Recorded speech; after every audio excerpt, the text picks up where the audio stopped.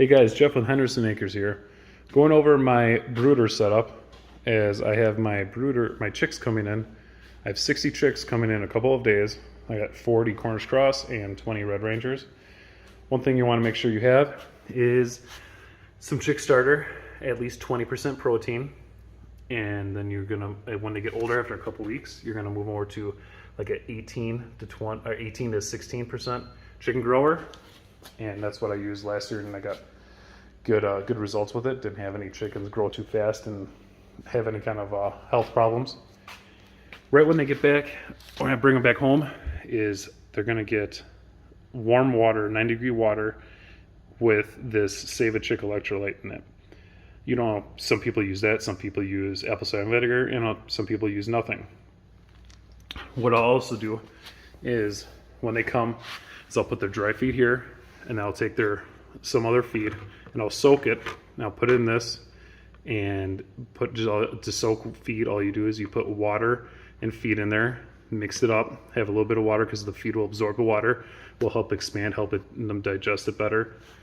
And then I'll take it and scoop it and dump it into these little metal troughs. These metal troughs have anti-roosting. Well, that's a beautiful song. They'll have these anti-roosting, so if they jump up there, they'll fall off so they don't poop as much in the food. After a couple of days, I'll actually give them this chick grit by sprinkling around the outside or in the top. And I don't know if they'll, this first time I had this many birds, so they might outgrow that feeder and have to go to this feeder in a couple of days.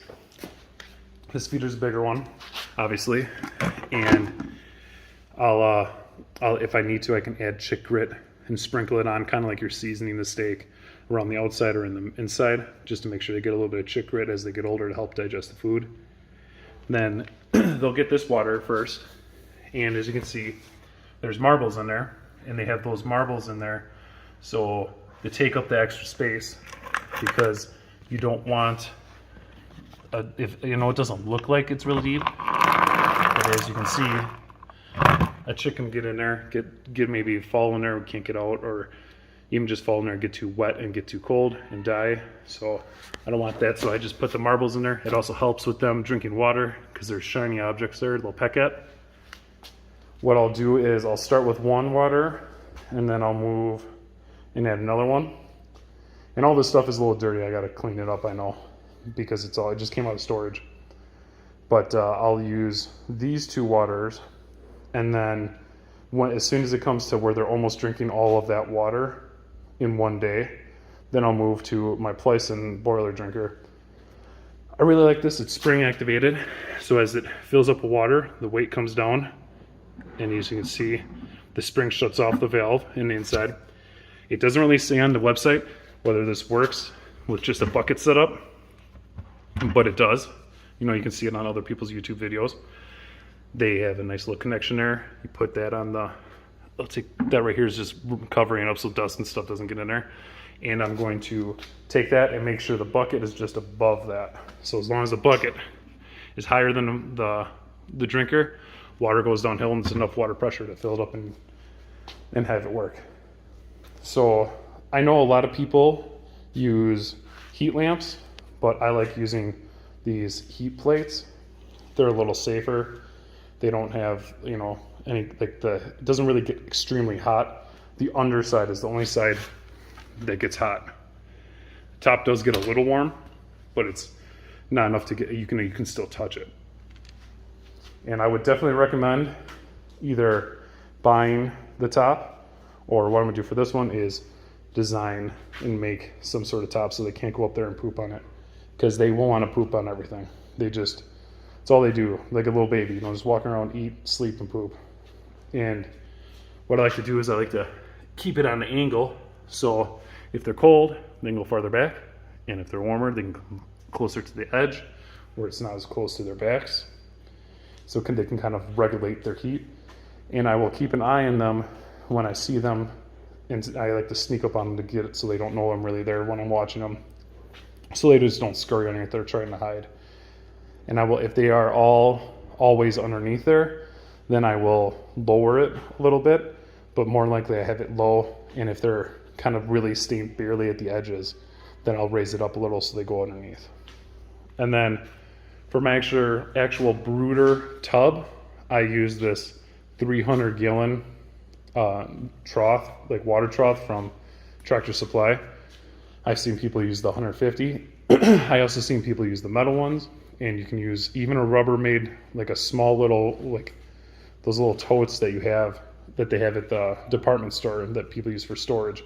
It doesn't really matter what you use. You can even just line out a section on your floor, as long as you have them protected from the cold from the floor, and in an area where they have their heat, their water, and their food all in a close area.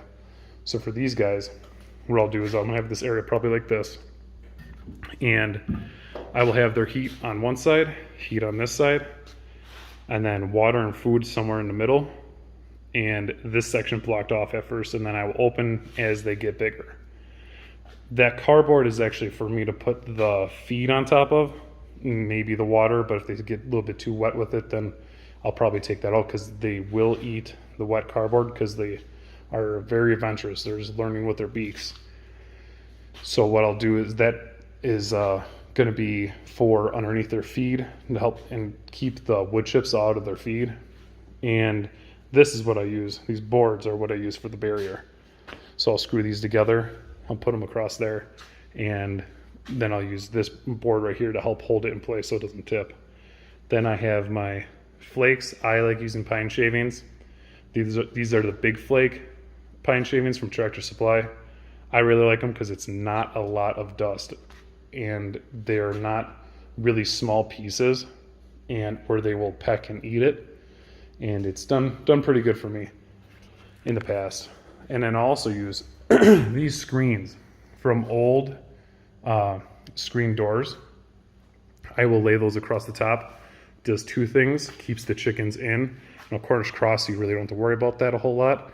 But the Red Rangers, they might be like more of a flight risk. Like, I did have a problem where my egg layers, two of my egg layer chickens got out, and I had to chase them down and get them back in there. But because I don't want to have the heat on either, because I am in a heated garage, luckily. But I don't really want to put the heat on, so I will cover up the screens with this blanket at first, just probably for the first week or two, and to help hold in more heat. Make sure there's absolutely no draft blowing on them.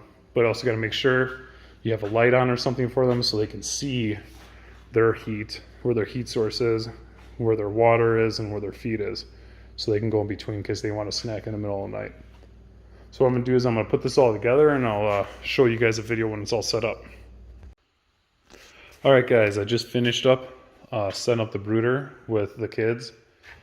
We got the little divider here with our support that is screwed in to help hold that so it doesn't fall in on the chicks or fall back out the other way. This cardboard for more rounded corners so they don't crush each other, and also so they don't get caught in this gap right here because this is concaved out. Got the heating plate in there and the other heating plate on the side. This big one says it's good for up to 50 chicks. So if this is not enough room, I have that other, so you can see the wood shavings on their side. I have it ready to go. So all I need to do is just undo 2 screws and pull up that. It's just taped right there, and add the heating plate over there. Put this other one over here. Water in the middle, hanging so it doesn't spill, and then feeder and feeder. And if you guys have any other questions or comments, leave them down in the comment section below. Good luck with your chicks.